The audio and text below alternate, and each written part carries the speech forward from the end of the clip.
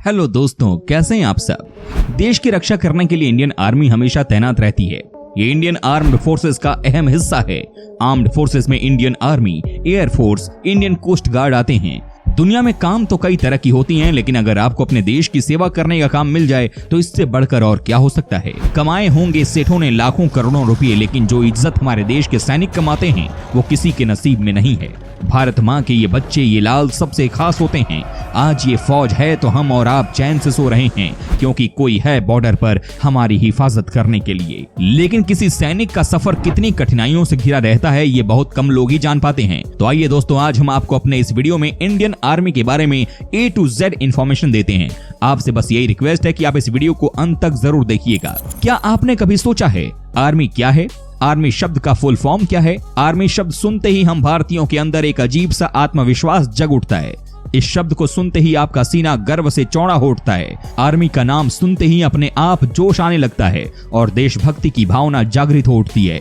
भारतीय सेना आज दुनिया की सबसे ताकतवर सेनाओं में से एक है। भारतीय सेना रात दिन बॉर्डर पर खड़े रहकर देश की जनता की रक्षा करती है। ऐसे में जब कहीं भी भारतीय सेना का जिक्र होता है तो हम भारतीयों का सीना गर्व से चौड़ा हो जाता है। आर्मी शब्द का मतलब, सेना को अंग्रेजी में आर्मी कहा जाता है और आर्मी शब्द की उत्पत्ति लैटिन भाषा के आर्माता से हुई है, जिसका अर्थ आर्म्ड फोर्सेस होता है। ये ऐसी फौज होती है जो देश की सेवा करती है। आर्मी एक ऑर्गेनाइज्ड फोर्स होती है जो जमीन पर रहकर देश की रक्षा के लिए लड़ाई करता है।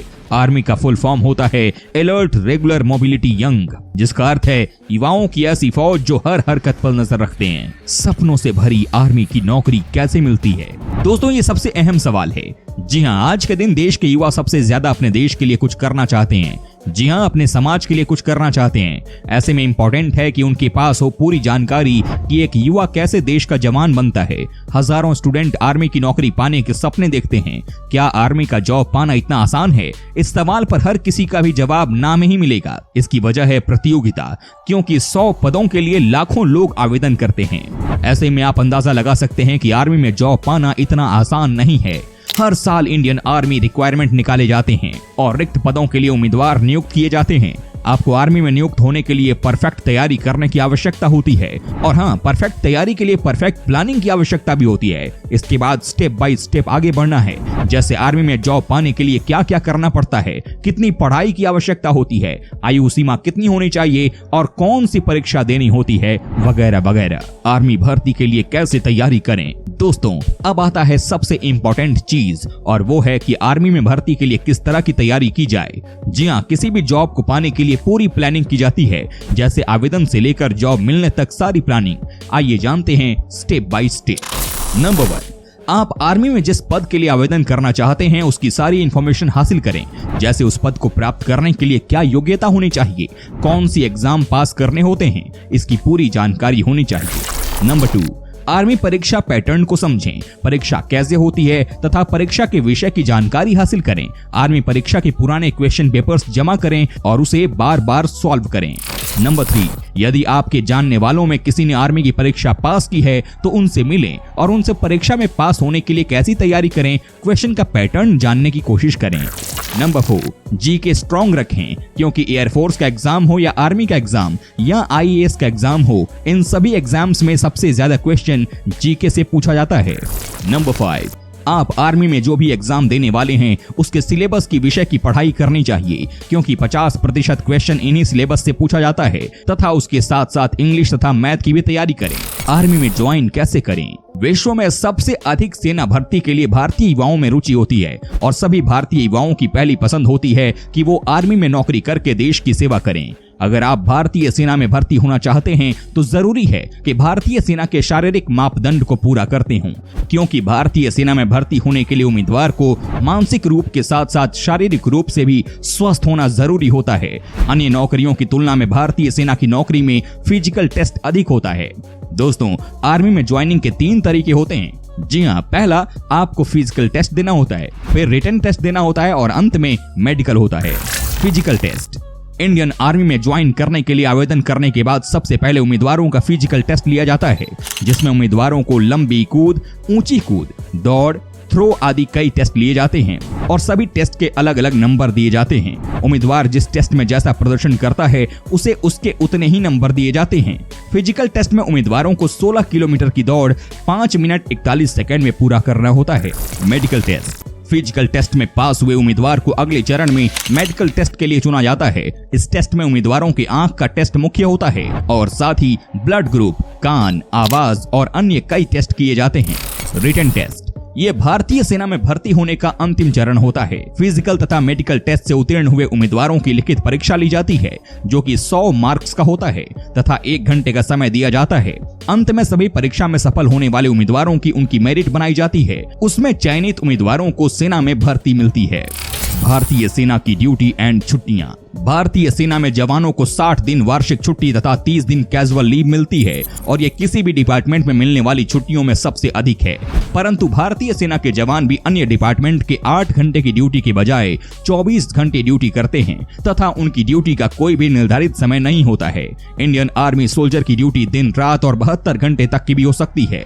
सेना के जवान अपने परिवार से भी कई महीने तक दूर भी रहते हैं, इसीलिए भारतीय सेना के जवान 90 दिन की छुट्टी के भी लायक हैं। भारतीय सेना के जवान वर्ष में 30 दिन की एनुअल लीव जमा कर सकते हैं और पूरी सर्विस के दौरान जवान 300 दिन तक एनुअल लीव जमा कर सकते हैं।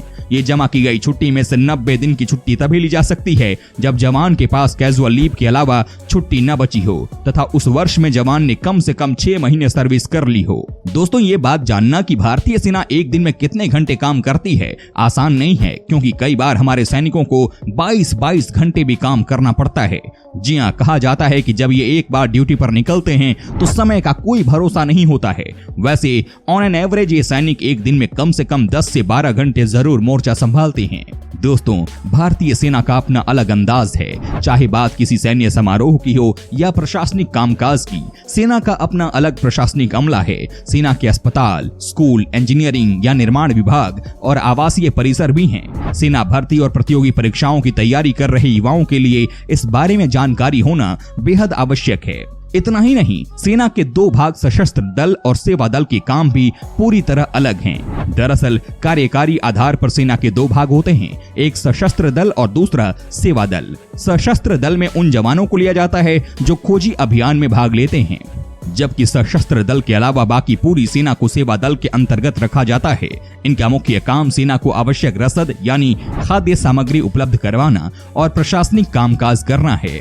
सशस्त्र दल को 3 भागों में बांटा गया है, बख्तरबंद दल, इन्फेंट्री यानी पैदल सेना और मशीन गन इन्फेंट्री, जबकि सहायक सशस्त्र दल में तोपखाना, इंजीनियरिंग, एयर डिफेंस यूनिट, विमानन सेना दल और सिग्नल देने वाला दल शामिल होता है। आजादी के बाद से भारतीय सेना में काफी कुछ बदला है। भारतीय सेना की संरचना, कोर, ब्रिगेड और बटालियन जैसे अहम जानकारियों से जुड़ी बातें जानना जरूरी हैं। अहम बदलाव। नंबर 1, 1955 में कमांडर इन चीफ का नाम बदलकर थल सेना अध्यक्ष, नौसेना अध्यक्ष और वायुसेना प्रमुख के रूप में रखा गया। नंबर 2, नवंबर 1962 में रक्षा उपकरणों के अनुसंधान, विकास और उत्पादन के लिए रक्षा उत्पादन विभाग की स्थापना की गई थी।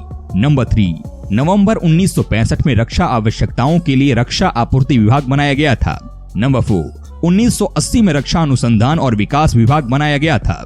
नंबर 5, 2004 में रक्षा उत्पादन और आपूर्ति विभाग का नाम बदलकर रक्षा उत्पादन विभाग कर दिया गया। नंबर 6, 2004 में ही भूतपूर्व सैनिक कल्याण विभाग का गठन किया गया था। नंबर 7, 2019 में चीफ ऑफ डिफेंस स्टाफ यानी CDS पद सृजित किया गया। दोस्तों, भारत में प्रति सैनिक खर्च की तुलना अमेरिका, चीन, रूस, ब्रिटेन और पाकिस्तान से की गई। इसमें दिखता है कि हमारे यहाँ कुल रक्षा बजट में से लगभग 59% हिस्सा सैनिकों पर लगाया जा रहा है। अमेरिका में ये 38% है, जबकि चीन और ब्रिटेन में केवल 30% हिस्सा ही सैनिकों की तनख्वाह और पेंशन पर जा रहा है।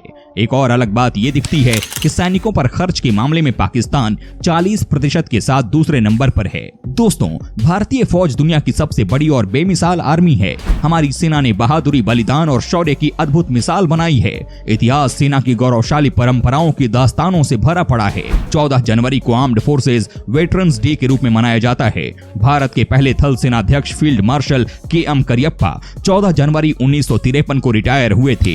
उन्होंने 14 जनवरी 1949 को ब्रिटिश राज के समय के भारतीय सेना के अंतिम अंग्रेज शीर्ष कमांडर जनरल रॉय बूचर से ये पदभार ग्रहण किया था। ये दिन सैन्य परेडों, सैन्य प्रदर्शनियों और अन्य आधिकारिक कार्यक्रमों के साथ नई दिल्ली और सभी सेना मुख्यालयों में मनाया जाता है।